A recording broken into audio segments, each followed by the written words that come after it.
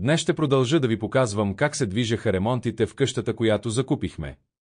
Ще започна от кухнята. Както знаете от предишното видео, стените и тавана облицова с гипсокартон, а като последен слой на пода направих саморазливна замазка. Върху замазката наредих гранитогрес с размери 90-15 имитиращ дъски, като използвах нивелираща система. Монтирах и вратата към коридора. През това време доставиха новия хладилник и след няколко дена обзаведохме цялата кухня, само гърба на плота не беше залепен. Това се случи 2 години и половина след като закупихме къщата, точно преди Коледа 2020 година. И така коледните празници отпразнувахме в обновения апартамент на първия етаж. Ремонта ми отне твърде много време. Тъй като, както знаете, през 2019 и 2020 година беше много трудно пазаруването и доставянето на строителни материали, заради ограниченията, свързани с коронавируса. В следващите кадри ще видите как се получиха останалите стаи на етажа. Продължавам с хола, в който направих таван на 2 нива със скрито осветление.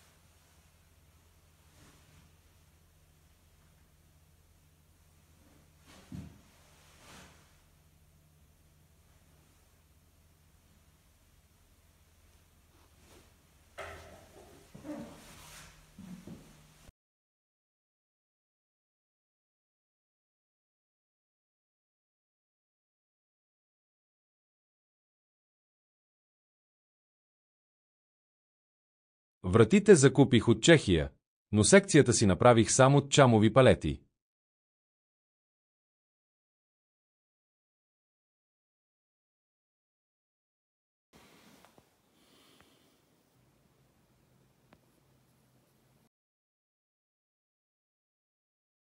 Преминаваме в спалнята.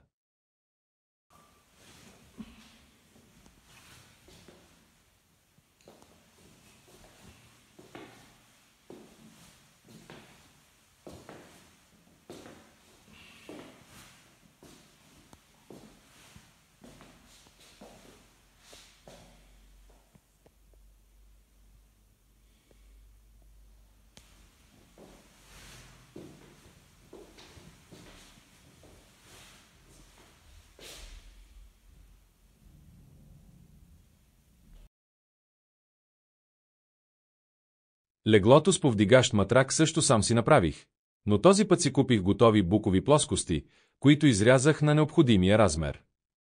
Естествено монтирах и LED осветление с сензор за близост.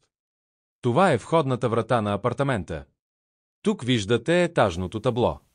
Разбира се, отново всичко сам съм правил. Това поне съм го учил в училище.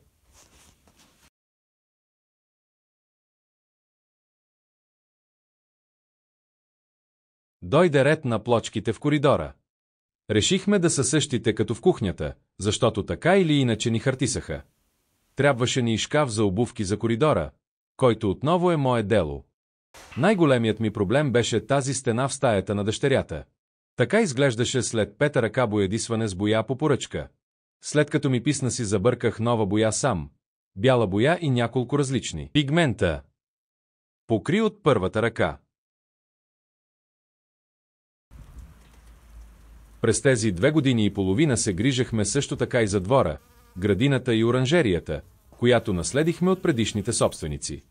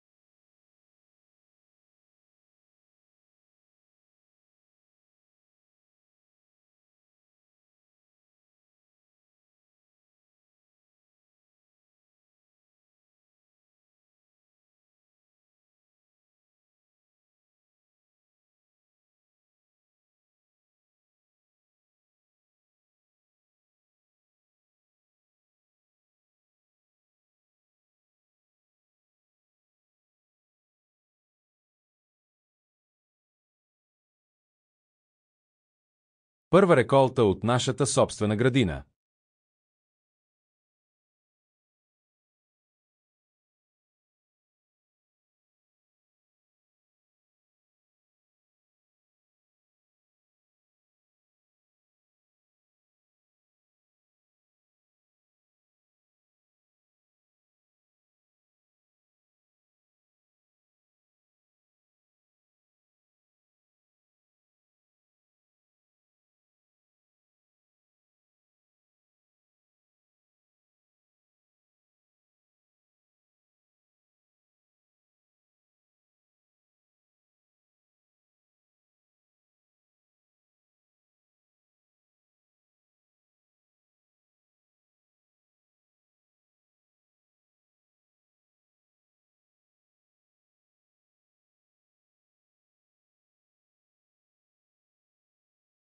И първите ни домашно приготвени зимнини.